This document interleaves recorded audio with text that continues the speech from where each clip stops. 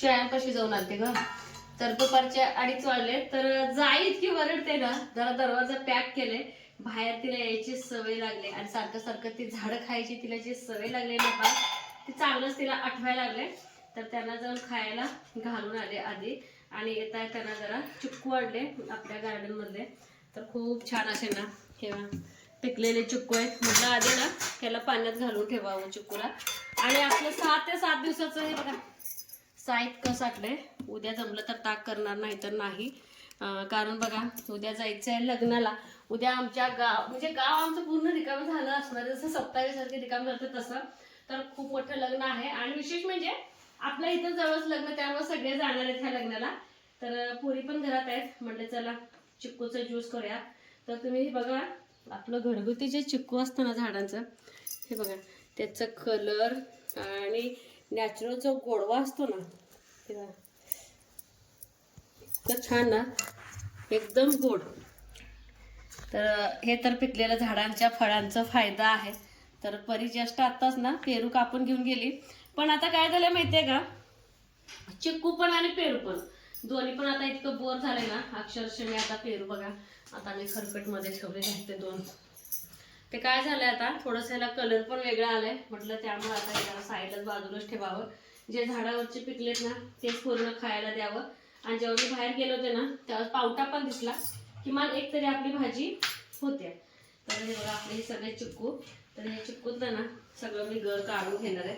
आणि मला आईला हे ना मध्ये मला आईला सई परीला छान सगळ्यांनाच ना ज्यूस बनवून घेते. चोर चोर गोड आहे का? आणि आज शक्य झाल्यास तुझी कविता झाली का पूर्ण? का थोडी राहिली अजून? तर सईने ना इतकी छान कविता बनवले. 15 दिवस झाले बनवून.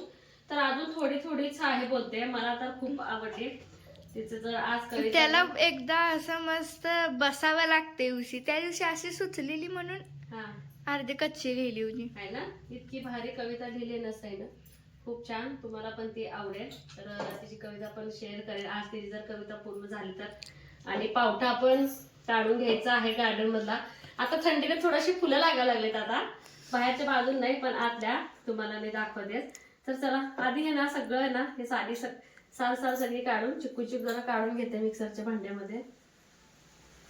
आणि आधी आहे ना चिक्कूचा गर बिना दुधाचं फिरवून घेतले, जेणेकरून का नाही सगळं चिक्कू एकसारखं बारीक होऊन जाते. आणि घरचे चिक्कू आहेत जास्त गोड आहेत त्यामुळे जास्त काही साखर मी ह्याच्यामध्ये घालत नाही. आणि थोडंसं वेलदोडे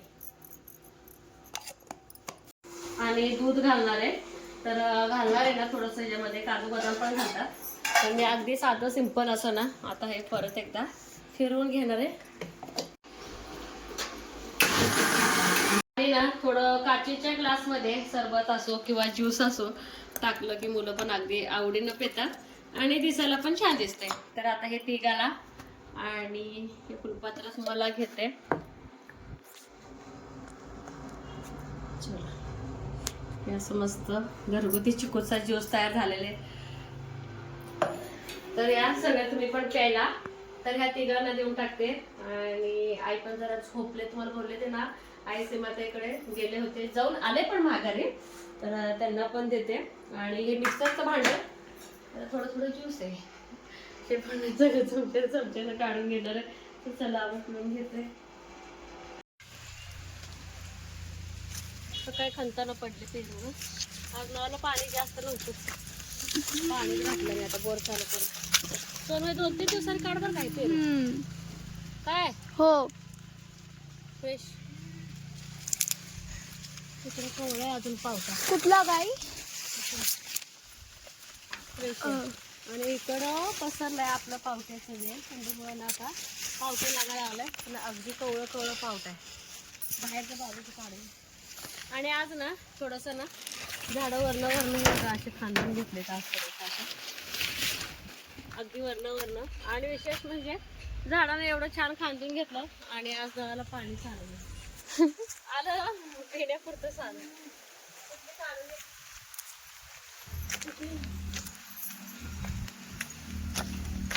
हे काठीवर काढलं बघ किती मोकळं दिसायला.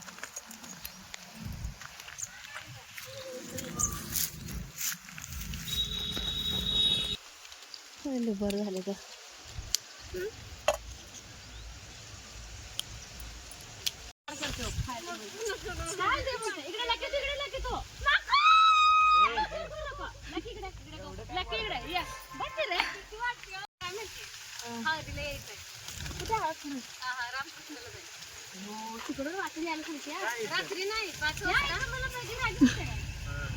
अंगच पळतोय सोनपरे. बाबांना विचारलंच नाही अजून. बाबा बाजारला गेले तर.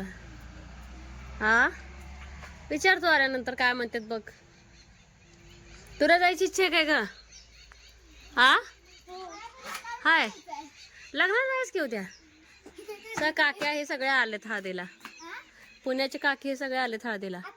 हा त्यांना पण सांगितलं. बाबांना विचार आल्यानंतर येतील बाबा आता.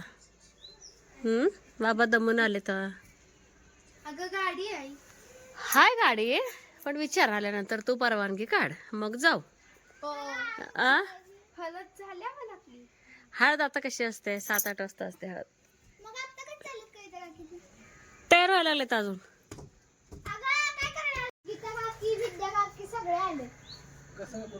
पुण्यात ना आलेत की. आहो कविता फोन केली ते आता काय येत नाही म्हणून. मग म्हणलं त्यांना कसं काय सांगितलंय.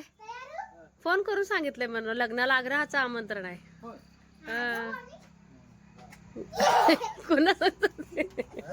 कुणा सांग जाते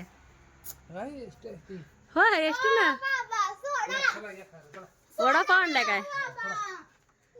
भेंडी घेऊ 15 रुपये एक. आपली पण मेथी बाबा.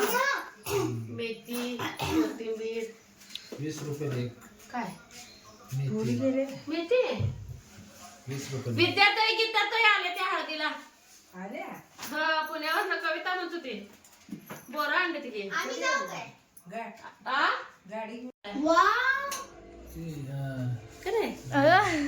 सफरचंद सारखा आलाय ह्याला कलर. नाही म्हणत ना. हळदीला चाललोय तर पोरींचं आग्रह आणि आमच्या इथले ना सगळे चालू आहे. मग आम्हीच आमचं एकच घर राहिलं असतं आणि खूप आग्रहाचं पण आमंत्रण होतं. तर सैड आम्ही बोलले होते तू पण पिवळा घागरा घाल कारण की तिच्याकडे पण आहे. आता मशीनवरती पडले स्वेटर वगैरे. आता राहू दे आता बाकीचं आता उद्याच बघायचं आहे. आणि उद्या तुम्हाला लग्नाचं पण ब्लॉग बघता येईल. एवढा अठ्ठासानं काय चाललो तर माझ्या पुण्याच्या जावा पण यायला लागलेत. आणि गावातनं जानू वगैरे इथंच होती ना खेळायला मग अशी. तिचं पण कॅन्सल झालं होतं. म्हटलं चला आता आम्ही कुठं जायचं त्यामुळं गेलो नव्हतं. परत कविताचा फोन आला चला की अश्वत आहे आणि खूप जवळ आहे असं काय लांब नाही काय नाही. आणि सगळं गावच आमचं ना पिंजून उठून गेल्यासारखं सगळे तिकडेच गेलेत. म्हटलं चला हा म्हटलं चला आता हा द्या पूर्ण असं पण ना. आज शनिवारची अर्धी शाळा सुट्टी आहे. परत उद्या रविवारची शाळा सुट्टी आहे. आणि विशेष म्हणजे सई परी खूप त्यांच्या क्लोज आहेत राजू काकाची. म्हणून म्हटलं चला. आणि मी पण म्हटलं ह्या पिवळ्या साडीचा कधी वापर करायचा आहे ना. म्हटलं ह्या पिवळ्या साडीचा तर वापर कधी व्हायचा म्हटलं तर हळद आहे तर चला त्या निमित्तानं ते साडी पण वापरता येईल नेसता येईल. हा माझ्या हळदीची साडी ह्या लग्नाला मी म्हणजे नेसून चाललेली आहे. आईला चला म्हटलं आई नको म्हणायला लागलेत तर चला आता आम्ही सगळे जाणार आहे. बाद झालं एवढंच. परिवाराला लागले मला एवढ्या बांगड्या घालायला लावली पण त्याच लग्नातल्या बांगड्या भरलेल्या म्हटलं घाल. त्यांचं लग्न साजरा होतंय. आणि सई पण असे तयार झाले परी असे तयार झाले. छान दिसते ना. नेकलेस हे पोरी बोलतात की आई कोण बाबांना कडे लावले काय कुणी तर नेकलेस काढ बोलतात पोरी. म्हटलं चला नेकलेस काढते. आता कसं होतं माहितीये का आजीना कडे लावली बाबा. तर आता पोरींचं ऐकावं लागते काय गोष्ट. तर चला तर नुसतं मंगळसूत्र तर मंगळसूत्र एवढं साधं सिंपल म्हणतात पोरी. ठीक आहे असं पण छान दिसते अगदी. हा चला चला झालं का सोनू. थंडी वाजते होय. थंडी तर आहे बाहेर तरी सगळ्याच काढून ठेवले स्वेटर मी. थंडी तर आहे. असं फिरणार आहे तुम्ही तिथे. अरे अरे अरे अरे अरे परो तू घेते विचार की बाबांनी घेतलंय. नाही रे बाबा चला चला उशीर व्हायला चला. तर हे चालले सांगोलला आम्हाला सोडून कारण की माझ्या काय गोळ्या आणायच्या आहेत संपलेत. जानू कुठे गेले आहे का. आम्हाला गेटवरती सोडून गेले. तर चला आपण पण साखरपुड्यात जॉईन होऊ. भरपूर अशी गर्दी दिसते बाहेरून तरी.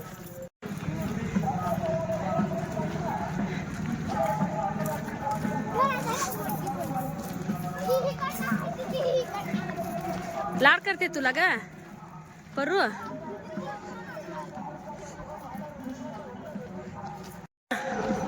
तिथं लोकेशन चांगलं आहे. बापरे गणपती बाप्पा, दर्शन घेऊया. ए सई परी जानू तुमचे फोटो काढते, थांबा थांबा की. ए मुलीनो थांबा, फोटो काढूया.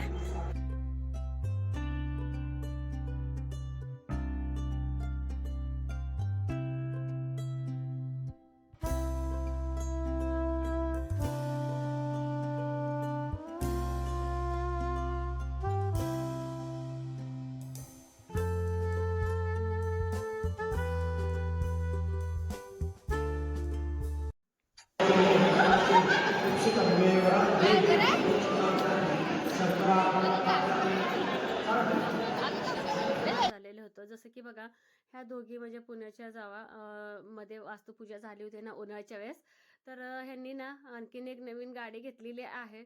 गाडीची पण पूजा करायची होती आणि उद्या सिद्धनाथाचा रविवार आहे. आणि आमच्या इथं बघा कुठलीही जरी वस्तू खरेदी केली, जसं की मोठी गाडी कुठलीही तुमचं असो, 2 व्हीलर असो किंवा कुठले, तर ह्या सगळ्या ज्या गाड्या आहेत आधी नाथबाबाच्या आवारात येऊन गुरुवाकडून पूजा वगैरे केली जाते. मगच आम्हाला ते मानसिक समाधान मिळतं.